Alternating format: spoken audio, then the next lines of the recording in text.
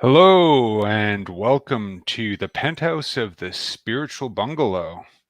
Good evening, Nomen. How are you doing today? I don't care if the sun don't shine. I do my drinking in the evening time when I spout my opinions.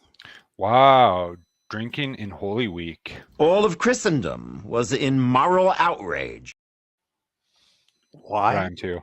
Christendom and moral outrage over me drinking? Holy Week, man. Liquidum non frangit iunium. So if you were fasting, you could still drink.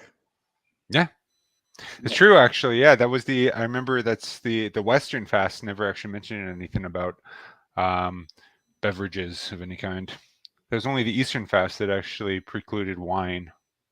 And there's only Yeah, well, I wine mean, too. if Yeah, we're we're not gonna, drinking wine, so we're actually yeah, well, I following both mean, if we're fasts. if we're gonna if we're gonna be like that, we might as well get stuff lined up for alcoholic emperor's incestuous uncle or something like. But we're not like that because we don't roll that way in the West. Or we could have like Basil as the emperor, like the strong man, just like would like throw rocks into the air. That'd be pretty cool too. Whoop. Oop, Well, I oop, mean, I yeah. mean, the West eventually did that in California, didn't they? That's true. Yeah, the far I'm the west. governor of California. I liked how the light dimmed out there. That was very fitting. Yeah, my house can't handle more than one thing being on at once. But you love Holy Week. We were just talking about that, right? As a married man with kids, it's your favorite time of the Yeah, year. it's great. Who doesn't love your child screaming and missing most of the liturgy anyway because you don't want everyone else to have to suffer through your child screaming?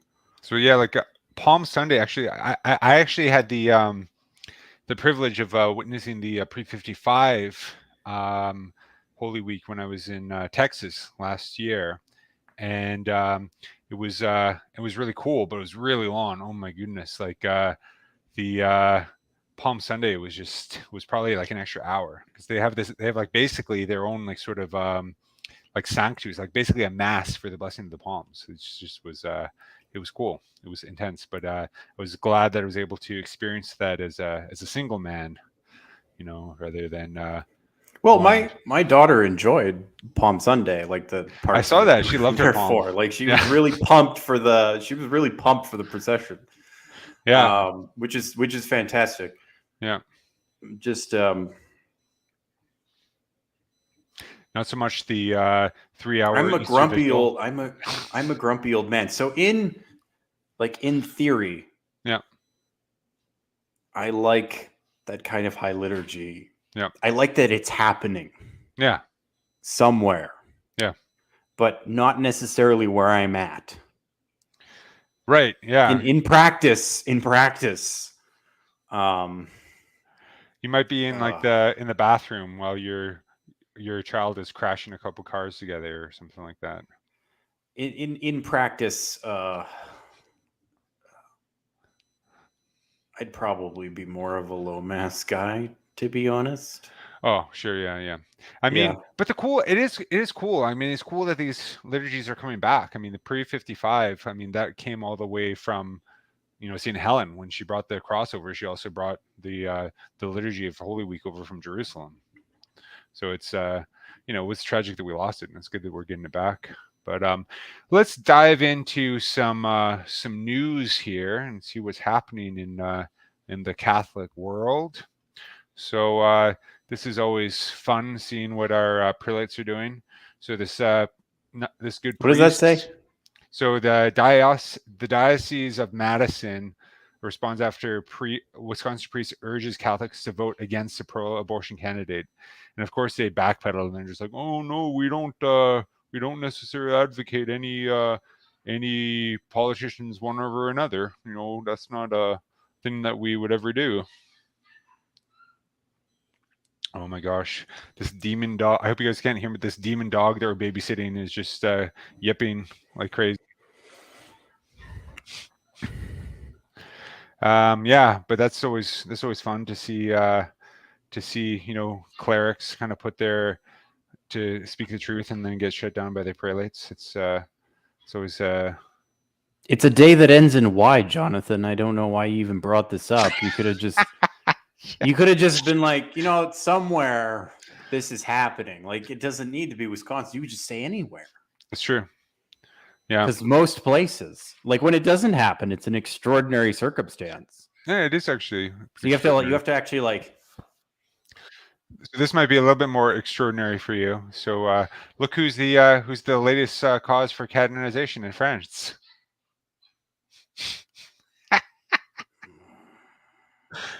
Your favorite concilium theologian, James Henri de Lubac. I love how they say like how they have like literally no inclusion for why he's a candidate for sainthood. They just kind of talk about his history, and it's just like, oh, he resisted the ideologies of Nazism and anti-Semitism, and he was Good job. he was also named a cardinal in 1983, which is always a sign of holiness and sanctity when you're named a cardinal. Just like Saint Philip Neri when he was given offered the red hat, and he said, "No, I prefer heaven."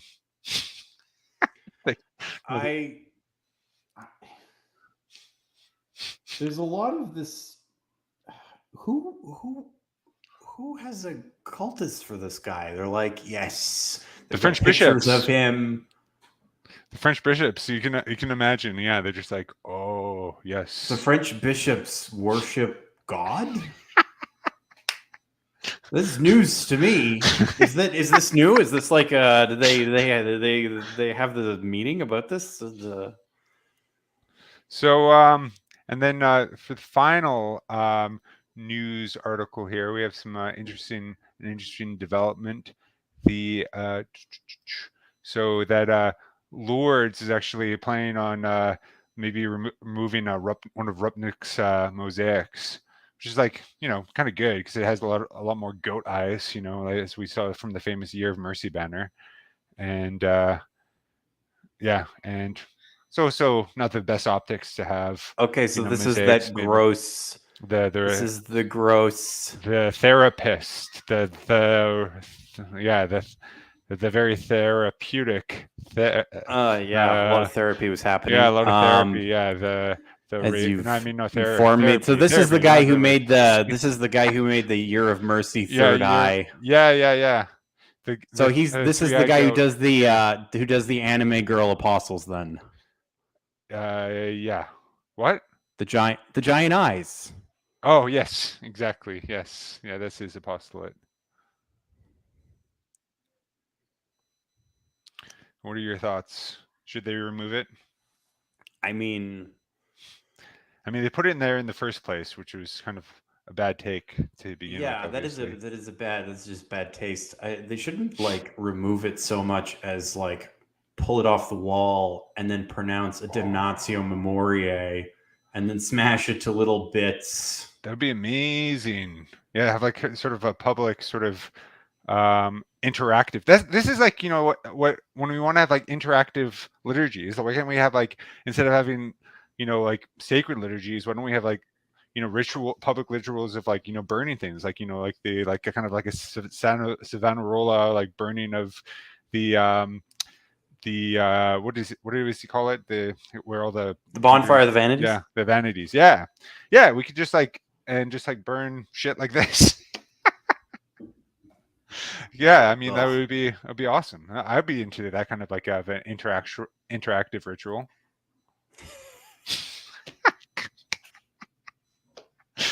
It's about the community coming together. Yeah, the community's coming together, Yeah, and they're just throwing together. Vegetables at the Here trash. in this place, a new light is streaming. Yeah, see what I gather the lighter fluid. So, give us the courage to fire the barn. So we have a comment here from the Organic Organists. Nomen, why bother speaking so much when you can drink? Good question. It's between drinks. Between drinks, between drinks, I do. It's my other favorite thing is talking a lot. Sure. And that's already a thing Trans Visibility Day. Yes, I guess so. The I think this is a friend of ours who actually has been holding on to a book of yours for about 5 years. That'll be later in discussion.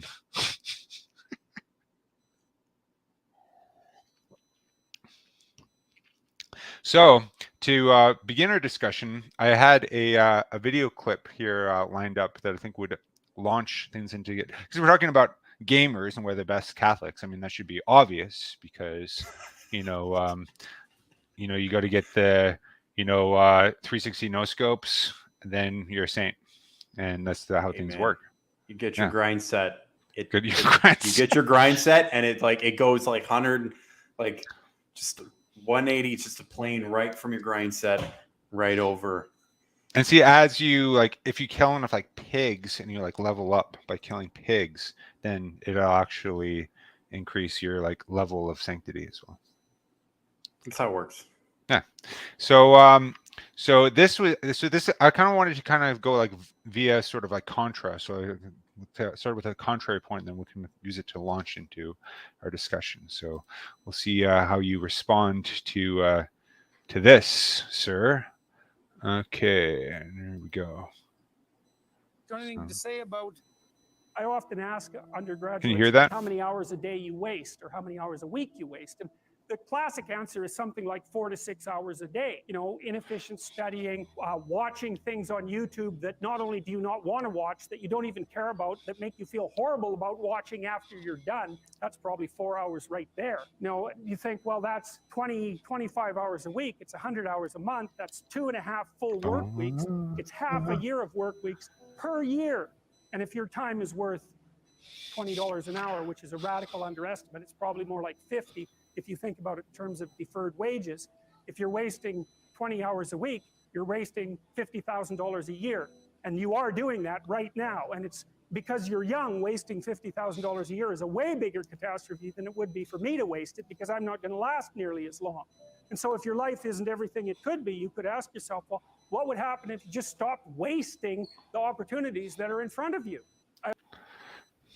Why are you wasting time, gamer? That's the question. The time is very valuable. The time is money, James. And you're a Muppet. You only have so much time.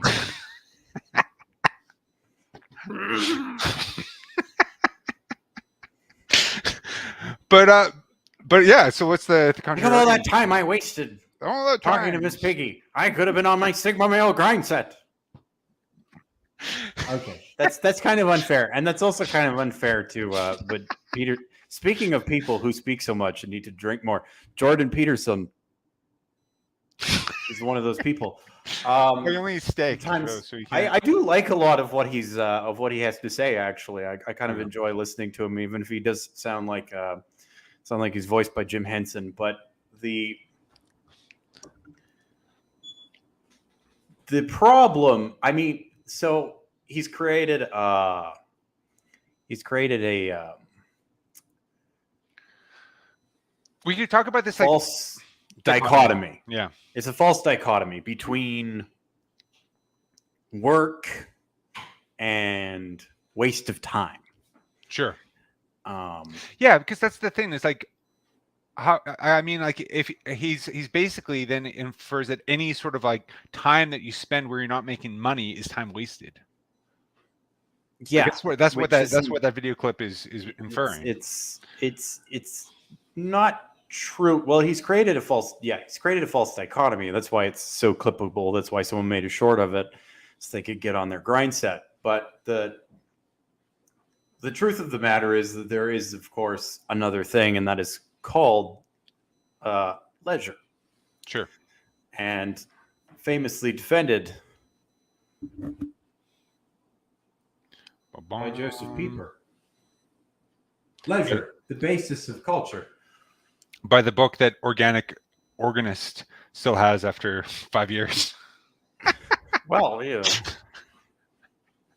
I also noticed that the introduction was by Father James Shaw, and that was like a book that I never returned to you. Was his another kind of learning that you gave me that I unfortunately lost, which is Just give me a second. also an excellent book. But yeah, it's the but when Nomen gets back, I think what we're going to talk about specifically is what is leisure, though. I mean, because gaming isn't usually traditionally defined as leisure. Oh, he just turned his lights out. That's kind of an interesting thing. I don't know what's going on here, Nomen? It sounds like looks like we're going to be in for a surprise. Oh. I'm having some lighting issues. Oh, technical difficulties. Okay. Technical difficulties, yeah. So I mean, traditionally people wouldn't call like gaming sort of like, traditional like leisure. Though it is kind of like, Scott, how would you define leisure properly? Well, the kind of thing he's talking about is watching stupid YouTube videos that you Sure. don't like. Yeah.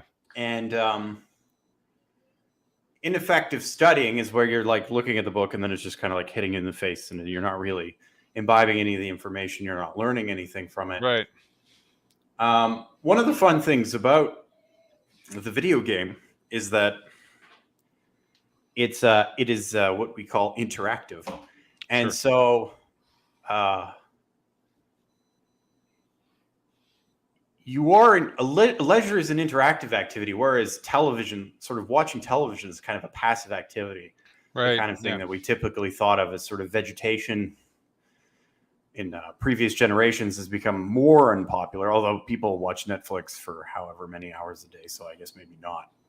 Television, it's kind of moved to streaming platforms, but there's a kind of comatose state where you just sort of vegetate and you're entirely passive and you're just kind of receiving these pictures and not really thinking very deeply about them. Whereas gaming definitely can be more Passive. Depends on the game. Right. Well, But it can also be a bit of a philosophical exercise. Should we clip that video that we were talking about before about how so you We can should kind of definitely clip that video. I'm gonna pull that up right now then. Okay, so this is this is an excellent example of how sublime the gaming experience. Good morning, Starshine. Before young Dawn with her rose-red fingers shone once more, Gerald Williams, he always wakes up early, and though generally a pile of garbage as a human being, he rises from golden slumbers. The early morning consists of routines. Today we plow a field. The early bird gets the worm. Like a Benedictine monk, I find respite in toil, and I take great joy in the fields. Agricola means farmer in Latin. Agriculture was the way of my ancestors. Man cannot live on bread alone, and while the dawn is still young, we complete our work for the day. Nourishing, but bad for happiness. I seek eudaimonia. Join me on this spiritual quest for the good life, which consists entirely of material gain, namely items made of metal I seek. For through these metal items we reach our human ends of greater magnitude. Item on my list is the... All right. That's phenomenal. Or I've got Organic Organist is chirping in again. So the problem with video games is that it isn't leisure. It doesn't allow your mind to rest. People just consuming their minds with noise. What do you say to that, Nomen? Again, I would say it depends on what it actually is that you're doing. Well, and also, but I think there's also a false there's also sort of like a false definition of leisure is that it is purely sort of like restful, like leisure, like because leisure in the modern sense is just sort of like a rest from activity, and that's why there's kind of like, and that's why people think that, if you watch TV, you're actually sort of that's a leisurely thing to do because you're actually just vegetating,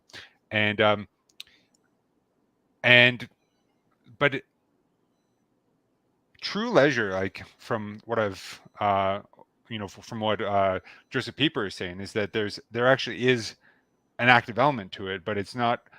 But there's also, since there's a dichotomy between like the active discursive active reasoning, and the intellectus, which is sort of more the passive side of the intellect, is that intellectual activity isn't always just like work. Like this is sort of like the whole like Kantian idea, is that there's such thing as an intellectual worker, whereas the classical understanding is that the liberal arts are those things that are free from sort of like having to pursue sort of an end. And so it's so leisure actually is active in a sense by its nature, but it's in pursuing things for their own sake. Yeah. Right? Yeah. Okay. I mean, I covered a lot of ground in that basis, but just kind of wanted to, we can unpack that a little bit more. Yeah. I think the telltale sign whether or not you've actually engaged in leisure, because there's a lot of theoretical work you can do around anything like this, but the telltale sign that you've actually engaged in leisure is that you feel restored afterwards. You're not more tired. Yeah. You sort of get up after a period and you go, I feel better, uplifted, something like that. And so, well, that's where Jordan Peterson would actually be right, because if you are actually just like wasting time and watching just like crap on YouTube, then it doesn't restore you. You just like, you do just feel kind of guilty that you just but like work doesn't restore you either. You're just exhausted. Yeah. But if you did something that was actually, like a classical example is like sort of like tending a garden. Like, that's work that's not necessarily servile, because you could do that on a Sunday, for instance. If your main occupation isn't to be a gardener, like, I mean, that can actually be very restful, sort of rejuvenating occupation.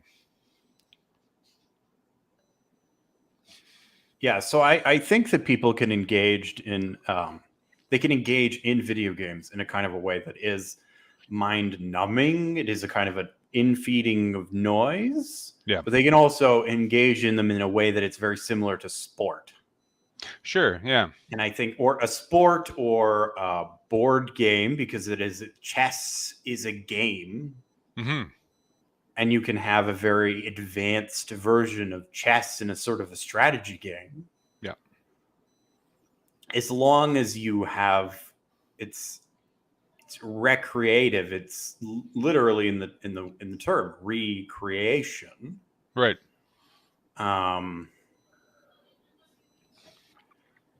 Yeah. No. To jump off where you were going with that, I think that that's true. Actually, even like Saint Francis de Sales, he actually cites two examples of good examples of recreation, of being chess and tennis, and where he says that he would say that games of chance, like certain like card games and stuff, where there's not really like skill involved, would be a bad example of recreation. Because you just, it's just kind of is about sort of the instant sort of gratification. Is sort of like more about the hedonic meaning rather than in the eudaimonic.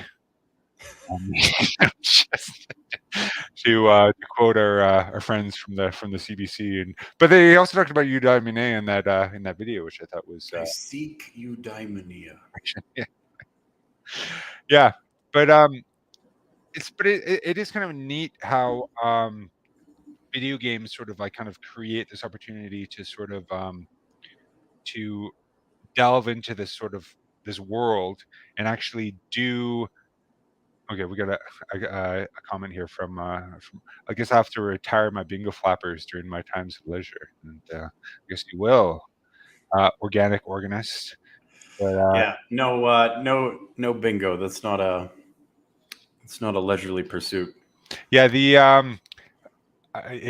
that's. I remember having to work bingos when I was doing judo in high school, and it was kind of it was gross. I mean, because people could smoke back then still when I was like young, and Oh my goodness. yeah, Oh yeah, it yeah. was. I was talking about this with my Yeah. wife today. How like 30 years ago the world was so different. There was smoking sections in restaurants, and Yeah.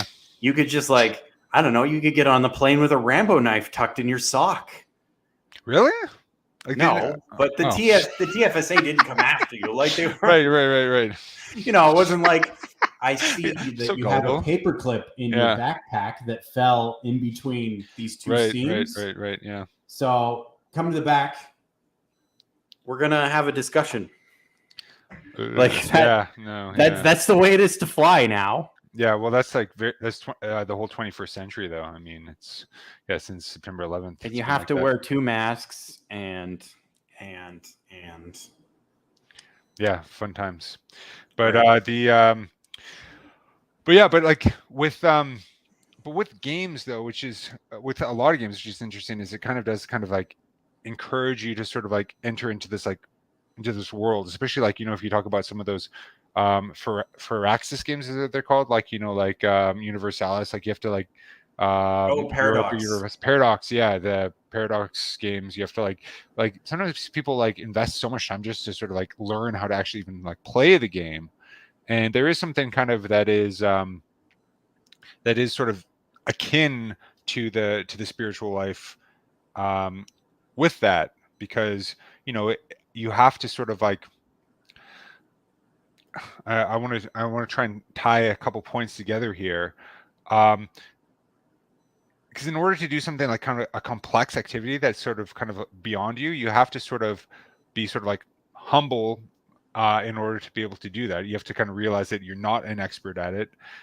It's sort of like similar to like learning a language, and you have to kind of submit yourself to the process, and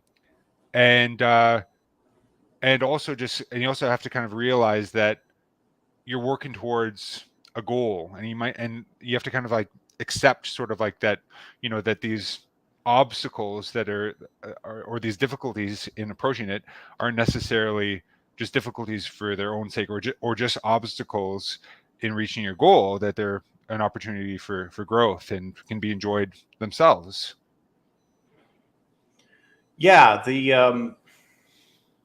think the personal anecdote, I think that my 16-year-old's like enjoyment of video games, the sort of the obscure and the arcade kind of parts of them, fed really well into the study of things like antiquities and philosophy. Right. But once you find that, like, oh, I like this too, I just got to read up all this sort of information and figure out how it works.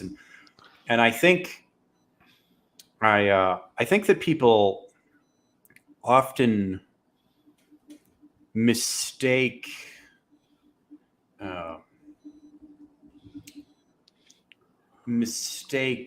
virtue as something that you ought to approach as necessary, but it's not gonna be enjoyable. Right. And yeah, that's what I was trying to tie back to. We can learn from the video gamer. Yeah. It's sort of like an analogy from the Egyptian frog or something, and Egyptian frog. we can learn from the gamer as Sure. as a Catholic that one ought to enjoy what they're doing. Like the life of virtue is should be enjoyable. This is what kind of goes you forward, and it should be enjoyable unless you're a complete psychopath. It should be fun because your nature that's your nature. Well, yeah, by its very construction tends in that direction. So it should be pleasurable to do the right thing. Yeah, well, that's kind of the difference between Aquinas' understanding of virtue, or Aristotle's understanding of virtue, and Immanuel Kant's. Because like Immanuel Kant basically says you have to go kind of like against your nature, that it's like that the more virtuous is something is, the more difficult it is. Whereas Aquinas' understanding is that virtue is actually directing your natural your nature in just in a particular way. So it's taking what's already good and sort of giving it sort of a blinders, like a horse. Yeah. Directing. And the other thing too is, as going back to that sort of obscure knowledge that kind of piles up the in the video games is that you shouldn't just start from the basics and just try to like, I'll master them and work my way up. Really, the person who's seeking the life of virtue should just learn the difficult and somewhat confusing philosophy that lies behind the acts of virtue. Interesting. So that would kind of be quite a deviation from sort of like a lot of modern texts, because a lot of modern texts do sort of have sort of a more sort of like a piecemeal sort of approach to growing in virtue. And but would you say that's the same for everyone, or like, because some people don't necessarily have like sort of as much of like sort of a nature where they're sort of inclined to sort of like want to learn or to take on sort of like a complex sort of a task like that. They would just kind of want to know what the next thing to do is. Well, it's an adventure in self-knowledge. Sure, yeah. Self-knowledge, once again, is sort of amount of prudence, but I think a lot more people actually are. A lot more people are actually sort of starved for the real content, like the depth of it. And that's why guys like Jordan Peterson and the other neo-sophists are so popular now. Because they are willing to go a little bit deeper, right? Than he's willing to go on a rant about the like an analogical symbolism of Pinocchio or whatever, right? Yeah, and I mean, but he can give a psychological interpretation of the Book of Genesis and fill a stadium with people. Like that's people. There's obviously a market for people to actually learn something. Well, yeah, absolutely. I mean, I unfortunately, a lot of times it does get sort of mired in sort of this like some of this pseudo intellectual sort of knowledge. Like, I mean, I'm not saying that everything Jordan Peterson says is pseudo intellectual. Like, I think some of it is, but like most of it's has some depth. But then a lot of people do get sort of like men in particular kind of follow some of these like sort of like more Gnostic understandings of sort of truth, and sort of especially sort of in like the men movement, and then how you're supposed to like pursue women and that sort of thing. You mean you're not supposed to shave your head bald, move to Romania, and just like Oh, here we go. He's seen BRB, so we'll have to address this later. I'm gonna update St. John Climacus's ladder of divine ascent with DDR's new patch. That's kind of interesting because we've talked about sort of the ladder of ascent, because both when we were both single, you were saying how St. John Climacus actually says that when a novice enters the monastery, both his like hands are bound together and he's unable to, and he has a large task to sort of like go ahead, but then when he gets married, both his like hands and his feet are bound. And it's kind of interesting go back to that text as both married men, but cheers. Just gonna tie one on. But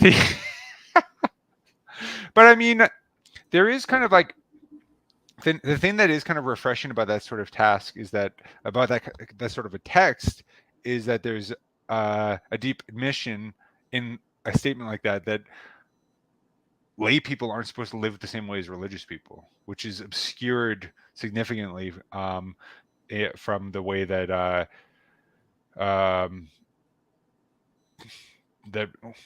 priests and religious act today. It's a serious post-conciliar problem. Well, it's a serious Second Vatican Council problem. It's a serious 20th century problem, and it builds up to it in the 19th century, and the expectations get a little weird. And part of that, I think, has to do with what I was talking about before.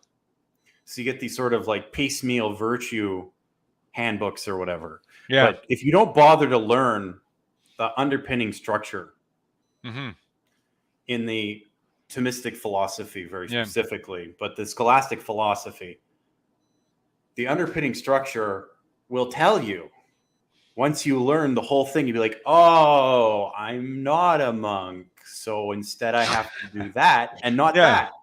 Yeah, well, I mean, like there was ways that to try and sort of combat that. Like that's why Saint Francis de Sales wrote the Introduction to the Devout Life. He wrote it specifically for lay people and sort of as a way to sort of like they can apply sort of the spiritual life to their individual way. But I mean, I guess like I'm going to keep coming back to this, but like, how do you actually? How is a person who doesn't have like a philosophical education actually sort of try to follow the spiritual life then? Here we go. Ethica to Mystica. Ralph McInerney, Ethica Mhm. to Mystica. This is the best introduction I've ever read. He's very he can be very curt with his explanations. They can be very not very elaborate. So it's if you don't understand what he's saying, it will have, at the very least, will humble you. But if you can keep up with him, you should also. I mean, it doesn't mean you're the best. You're barely keeping up with an introductory textbook. It's a good way to learn the basics of Thomas's ethical philosophy. Right. Another good one, which is going to be less ethics and more about the nature of the human soul. I'm in the middle of reading this.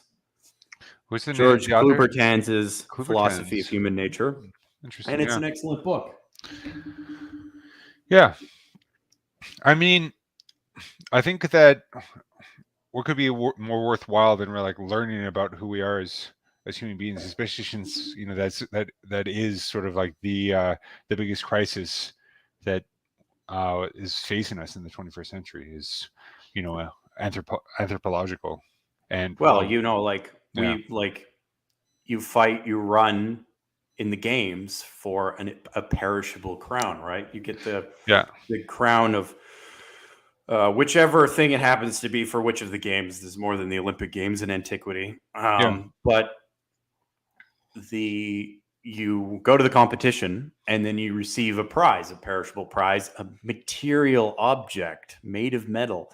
But which is our end, as we learned from the previous introduction video. But what you can get from really bothering to educate yourself, just above the sort of base level of, I do this because the Bible says so, I do this because the church teaches this, is to learn how God has inscribed in our nature a guide for right living, and the way in which we can read that book as well. The book that Plato calls it, the nature is God's epistle to mankind. Right. And I mean, that's kind of why like both you and I have like a little bit of a problem. Like I think you more than myself with like the Devotio Moderna and sort of that sort of outlook of seeing sort of like all sort of like knowledge that isn't specifically of divine revelation as sort of being like vanity. It's like, I mean, there's a point that that Thomas Kempis has, like when he says that when he casts scorn upon people who can speak elaborately of the Trinity, but then do things that are shameful or before the Trinity. Sure, that has a point, but I mean that you don't want to throw the baby out with the bathwater either. I mean, don't do terrible things. Come on, get it together. Yeah, you should know better. Okay. Oh, here we go. Nice little comment from our friend. Have to go. Much love and support from a brother in faith. God bless. Thank you, organic organist. Appreciate that. But yeah, don't do terrible things. But also, I mean, don't necessarily go to the other extreme of becoming, so sort of focused on the little failures that we have in life. I mean, I think that part of the life of virtue is failing to actually meet that bar that we're striving for. I mean, because if you're a perfectionist in the way that you're pursuing virtue, then it's not going to be fun. It's going to be You're going to it's do gonna what we be call a rage miserable. quit. Yeah, rage quit. Absolutely. Yeah. Yeah. Smashing the controller against the wall. Yeah. Keyboard keys flying everywhere. Yeah. Don't do the rage quit. Turning red, screaming. Yeah, I did the rage quit with God of War. I was trying to be these like minotaurs, and Oh man. and and they kept killing me, and and I had to take a break from that game for a while. Yeah, you do. That's not fun. That's not a fun thing to do. Yeah, but it's the rage quit is it is kind of like this. It is kind of like a symptom of realizing that you I mean we do have to realize that we're not sort of there yet. I remember what I was going to say. So like one of the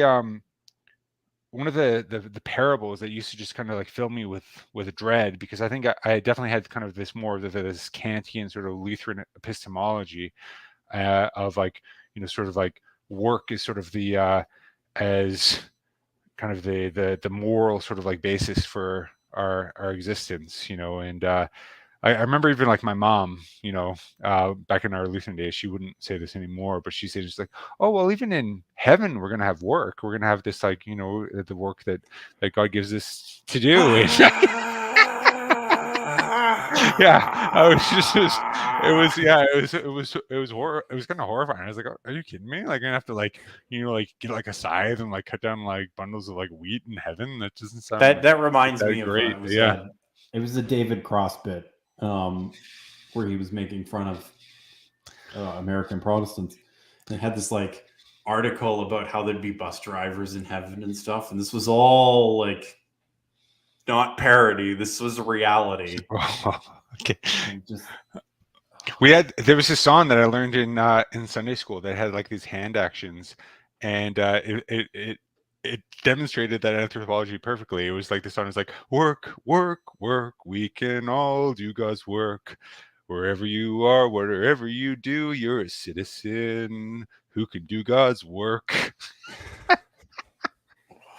But I remember as I was as I grew a little bit more mature in my faith, just being sort of like horrified by the parable of the talents, because it's just like this like having that measure of the work that you do. When you have that kind of reality, is kind of like a very sort of existential, sort of like dire thing. But in reality, like all the parable is saying is just don't bury your talent under the ground.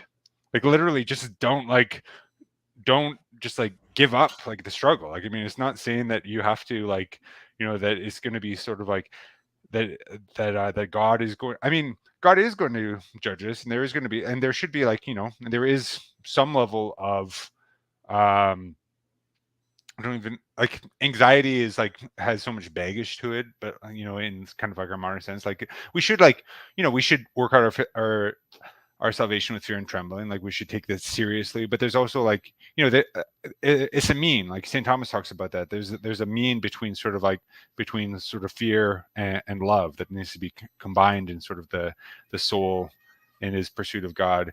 And so your sort of modus operandi shouldn't just be this like horror that like every moment I'm spending, like talking to you about dumb stuff in YouTube is going to be sort of like tacked on in like in a ticker tape sort of thing. Your time is worth $20 an hour. $20. You're wasting $50,000 a year. $50,000 a year. You're young. It's a catastrophe. And that money. Kermit the Frog can waste as much time as he wants because he's a frog. And But that money, you- James, is money that could be used to save other people's lives, which I'll do. a That's couple- money that you could well. use to buy a Lamborghini and move to Romania and race Andrew Tate. Yeah.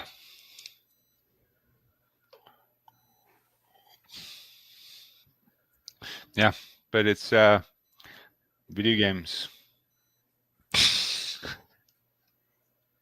Maybe I'll.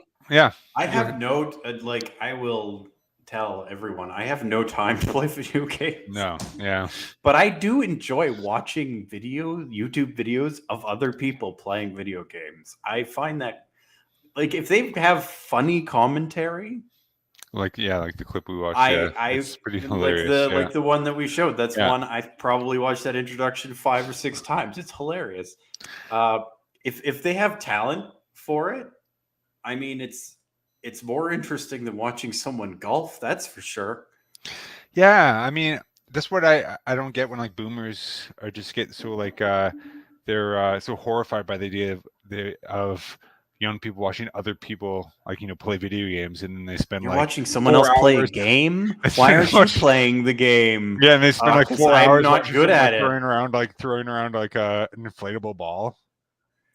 Because I'm not good at the game, and they say funny things. I don't know, like it's amusement.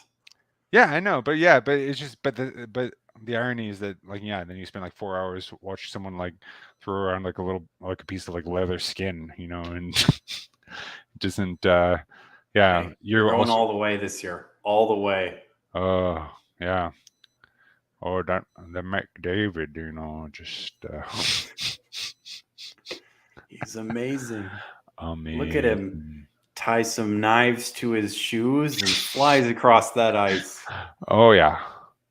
Oh, you better believe it. I mean, if you like watching that, I know it's not a moral approbation, but it's not everyone's thing.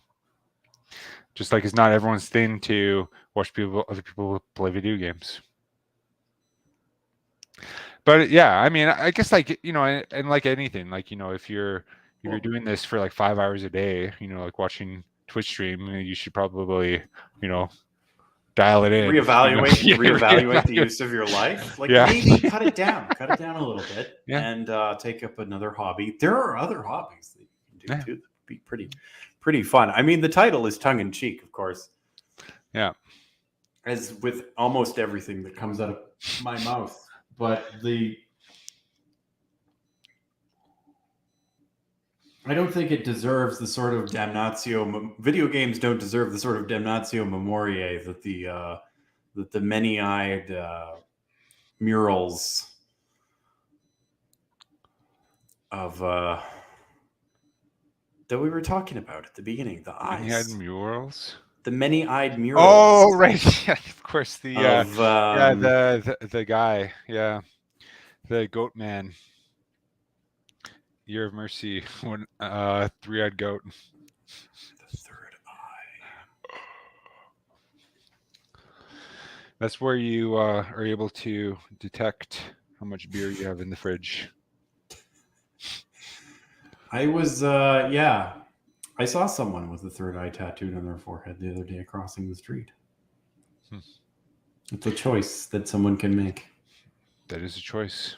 There's also there's that woman who has the cross tattoo on her forehead where we work. That's also a choice. I have no idea what that. Have you never seen that woman? No, I know. I've seen her a lot. I just don't know what that's about. I don't know. Maybe and I'm not intending on asking. Maybe some sort of lay ministry of the Ethiopian Orthodox Church, where they do that sort of thing. But now that we were kind of like speaking about money and how we use it, it's a good awkward transition to this clip that I wanted you to react to. So I'm gonna have to sort of like show you a few clips of it and kind of navigate through it. Peter Singer. Yeah. Is this Peter Singer's classic argument? And the problem is, it's very hard to see what's wrong with the argument. The argument seems like a good one. And it has seemed that way to everyone who read this paper since 1972. Today, we're talking Wow. about an absolutely revolutionary paper Revolutionary. published by a philosopher named Peter Singer in 19... I've done Yeah, this yeah. bit about Peter Singer. Can you Name cut of to the the paper. just Thing cut about to this The the argument. is that the argument? Yeah, just give me Yeah, the. yeah, first yeah. listen. Okay, so here's the argument. Okay, here's the argument. Singer doesn't lay out the argument like this with 4 premises and 1 conclusion or anything. I'm pulling these out of the paper, but this is indeed the argument. Here's how it goes. Let's take it one step at a time. 1, if it is in our power to prevent something very bad from happening without thereby sacrificing anything of moral significance, What does then moral we must significance mean? morally do it. It's an That interesting is, premise. prevent that very bad thing from happening. Okay, that's premise 1. I'll just give you a hint. This is going to be the most praised exactly like this, but basically, and we've got to do Okay, that hunger, thing. We've got to disease, prevent and those other things. So sources of these are suffering going to are be the very bad. things that we're going to Okay, do to just prevent. pause it and Sorry, zoom number in. one. Can you pause it and zoom in so we can just read it so we don't have to listen to Mr. Mealy Mouth over here? Yeah, let's see if I can do that.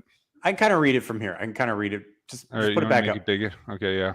No, I'll just kind of like lean into my The screen luxuries so on which that- we spend money are not of moral significance. By I donating disagree. money to Hunger, disease, and other sources of suffering, disability, and death are very bad. I disagree. by donating money to relief agencies like Oxfam, we can prevent hunger, disease, and other sources of suffering. No, you can't. disability and disease and death. Therefore, we must morally donate the money that we spend on luxuries to relief agencies. And so the example, So he's got 3. He's got. So first of all, Three he's that got too many. He's got too many premises for real syllogism here. Yeah, I so know. Go back to logic school. But yeah, first of all, 2, 3, and 4 are all incorrect. First of all, no one ever did anything by donating to most of these agencies because the money No. just goes to some guy driving a Lambo, presumably with Andrew Tate somewhere in Romania. Hey, man, you got to pick up chicks. You go Yeah. for the guy with the shiniest head.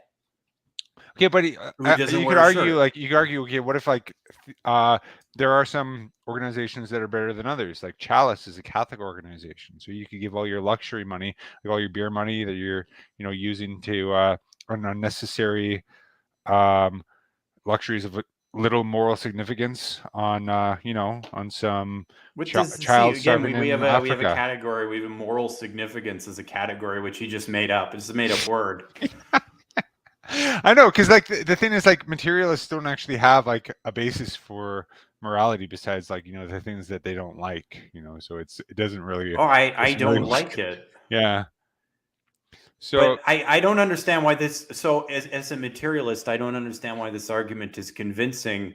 Why the argument shouldn't just be like I should just have everything, and if Peter Singer gets in my way, I'll just move him out of the way and take anything I want. So like, he doesn't. How is that not a counter argument to what like that moral would significance? violate the harm principle. But I guess like What harm what if principle? Why would I agree to a harm principle if there's nothing past death?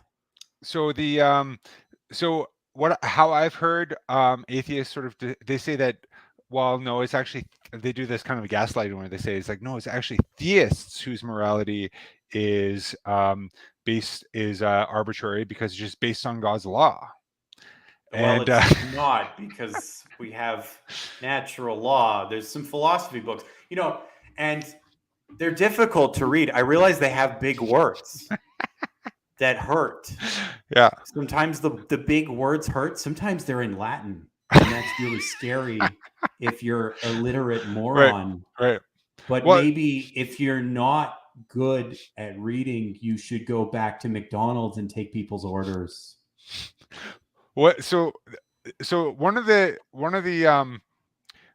only sort of coherent defenses that I've heard of a sort of like a materialistic morality is basically sort of a conflation of morality with like physical evil. So whenever anything, Yeah, well, that's what he happens- does. That's yeah, what he does right up there. That's Yeah. premise 2, right? Which is like, Yeah. oh, it they're hurt. bad. Yeah, very It's bad. bad now. Like, well, why Yeah. would I care? Because they're bad. I don't It's care. Material evil, yeah. It's only bad if it happens to me. It's not bad if it happens to you. I don't care. Why would I care? There's no reason to care. So the example that he gives, which might be give us a little bit more sort of like room for discussion, he says that, okay, so in order for a person to so like a comparable argument would be like sort of if you are walking in a park and there's a child drowning in a pond, and you're wearing these nice luxurious clothes, and he's in this muddy pond, you don't want to get your clothes dirty by rescuing this child. And that's the Why? same thing Why? that you're doing. No. Why would I? Why would I care about my clothes when I can get the honor and glory of rescuing the child? What? No, that's not comparable at all. No, but that doesn't matter to you because all you're focused on is your luxuries, which is like what you're doing. No, by why would I buying only focus on my luxuries? I'm not. No, this entire ethical, like, this is all for effeminate losers like Peter Singer.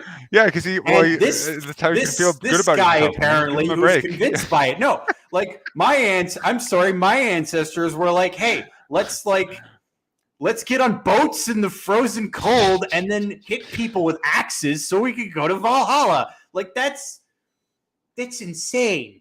And that these kind of stupid arguments don't work for people who aren't fruit cups.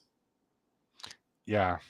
Well, I don't give a shit about my nice pants if I get to be a hero. Like even without like some sort of eternal remuneration for my action, like the temporal like glory is more than enough motivation to get in the pond and rescue someone. Like, come on. You have to be a fruitcake not to like that. Like, come on. Okay, we'll go with your example then. But then, wouldn't you be a fruitcake then by spending your money on nice cravats and nice beers instead of giving your money to Oxfam so that they can so you can save kids and then you get the glory? Are they going to give me a statue? Well, no, but they might give you a nice little receipt that says that's not good job, glory, John. Come on. But you can boast about it. You can say to your friends, "Oh, look, I did all this good stuff, and I gave." Well, that's and like what people like Peter Singer like to do. That's like no, that's like what people like that like to do. They're like, so I gave some money to this organization. They tell all their friends. Yeah, exactly, yeah. And then you get to feel morally superior, and then you get to tell people. Superior. And then this is why liberals are better than everyone else. Yeah, and then you can tell people that it's okay if they kill their children. Yeah, that's how it works, right? It's to quote. This is another can of words. You're a speciesist, James. You're a speciesist because you say that it's morally insignificant to kill 10,000 pigs. I couldn't care less about the pigs. I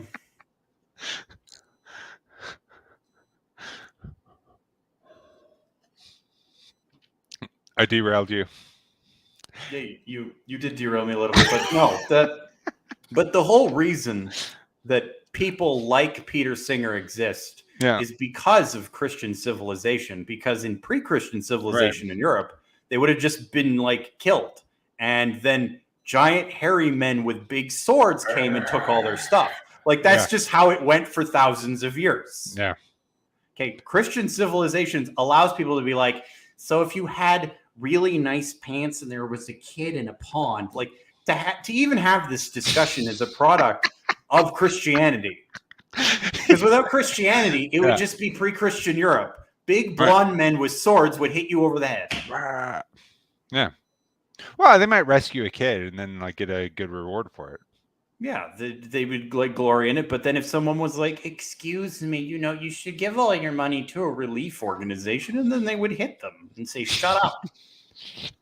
And maybe they would let them live and chain them up and make them scrub their pots, or maybe they would hit them with their sword. Like it depends on how they felt that day. Because they weren't particular. They didn't really follow syllogisms. They just kind of did whatever they felt like.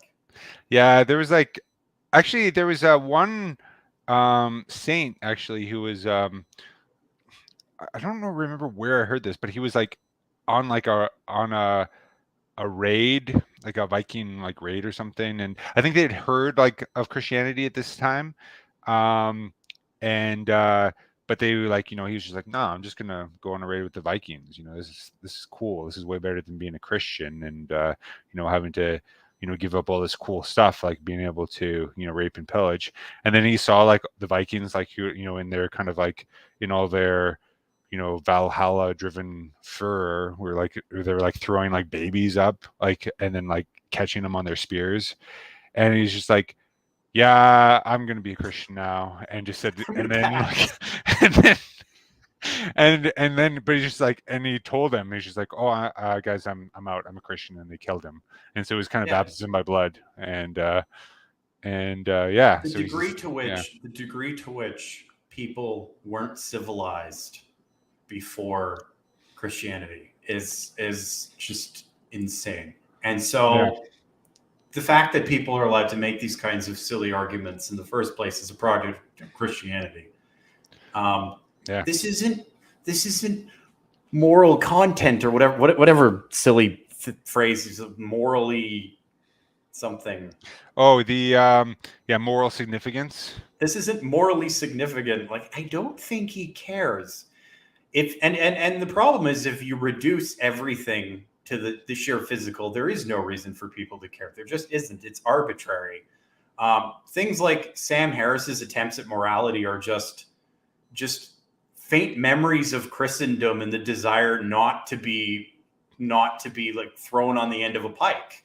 Like the very deeply motivated desire of a human being not to be thrown on the end of a pike, because I think Dostoevsky nailed it in Crime and Punishment, right? If God is dead, then all is permitted. Yeah. I mean that's why I kind of like one of my big problems with like Jordan Peterson is that he's buddy with like Sam Harris, and then but he just kind of adheres to this sort of like pseudo conservative sort of appeal, and it's very sort of Pelagian. He says like, if you want to be a good Christian, a good religious believer, you just be a light on the hill, and that's kind of like what he thinks it means to be a religious believer. It's a very sort of superficial. Well, this is why superficial understanding. This is why I call it the neo-sophistical movement, because there's a series of unexamined things that are just being brought forward without analysis. Amongst them, there's no Socrates. It's just a bunch of sophists who they pick up a piece of something and they go, hey, I've got the whole thing here. And it's right. Yeah. But there's no one sort of like, questioning sort of like all of their assumptions, like in a sort of semi-systematic way. Yeah.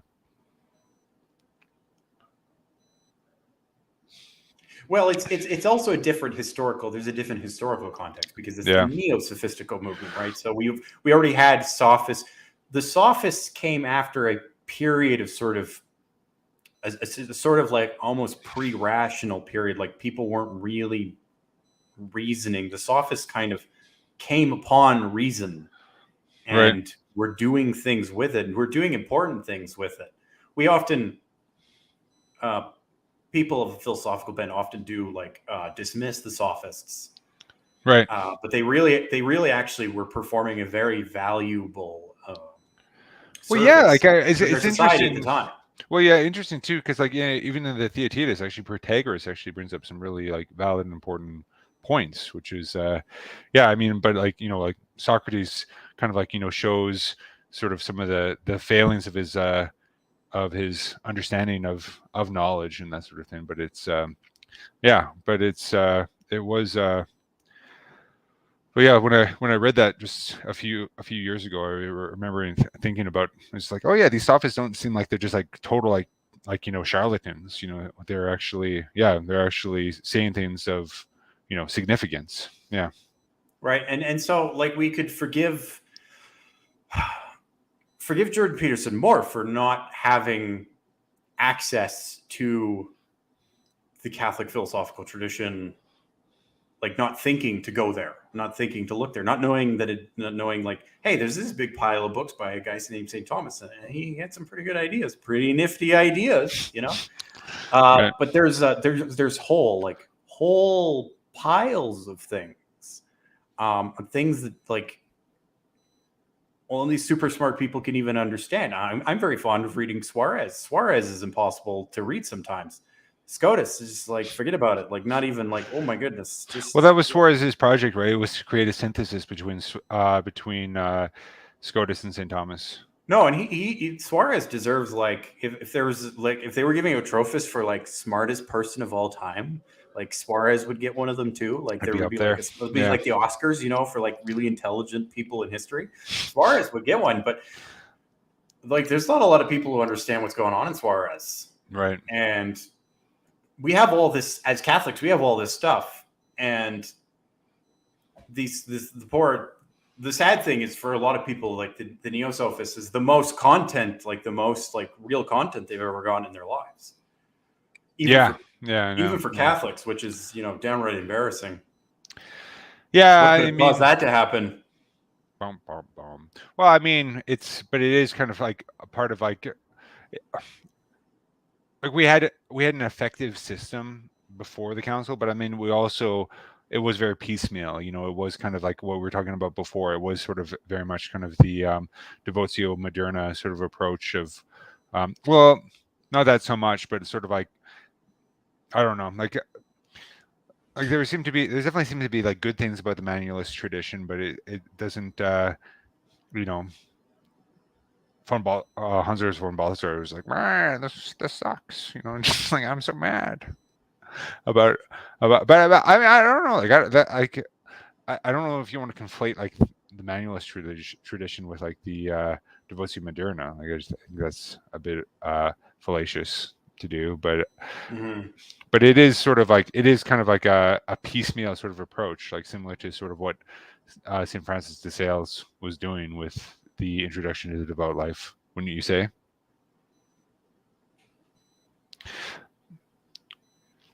I guess it's a bit too much. It's a bit too much to bite off for this episode, probably. Probably, but Yeah. the more or less what I'm trying to get across is like Let me use an analogy that I'm quite fond of, actually. So Jordan Peterson has made this like little sand castle on the beach. Yeah. And if only he would turn his head and look at the Catholic tradition, he would see a real castle. Yeah. But that would involve like, it would be a bit of like, there would be a bit of like, oh, what I did is nothing.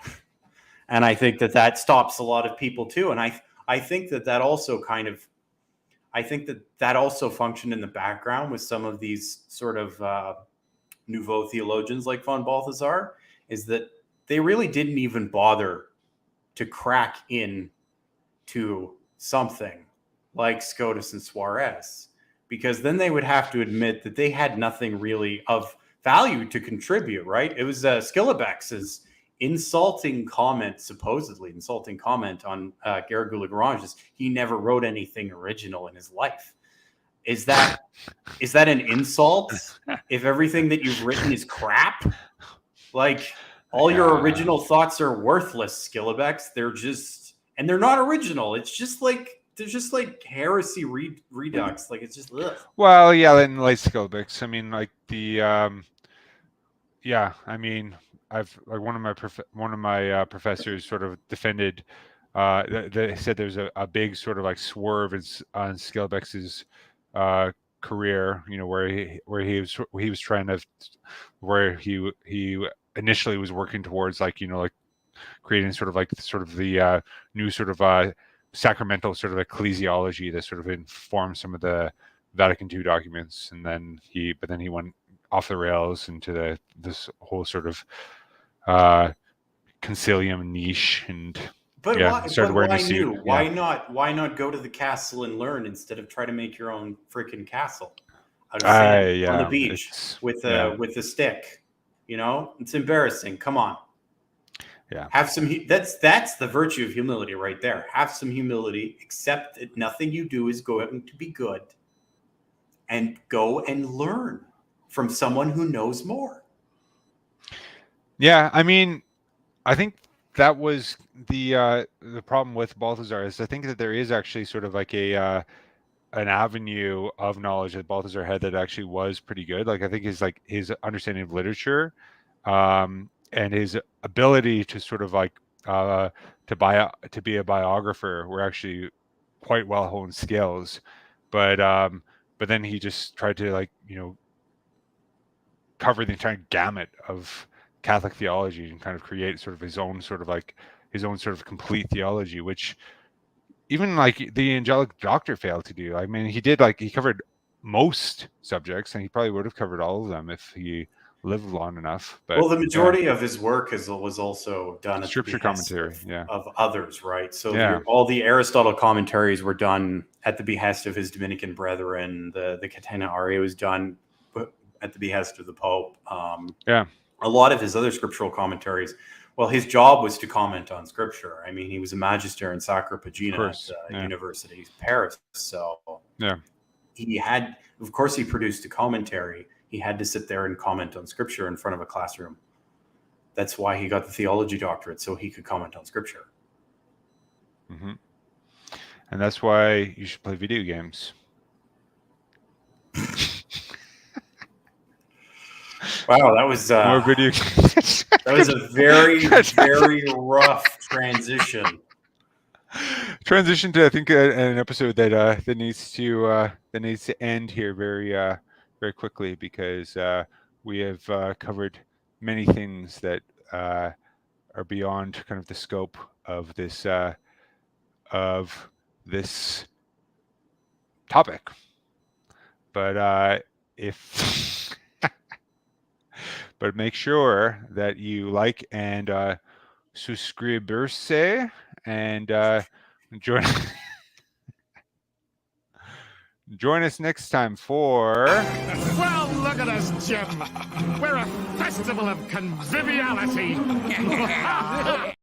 Join us next time for the Festival of Conviviality on the... Remember, you will receive your reward in purgatory.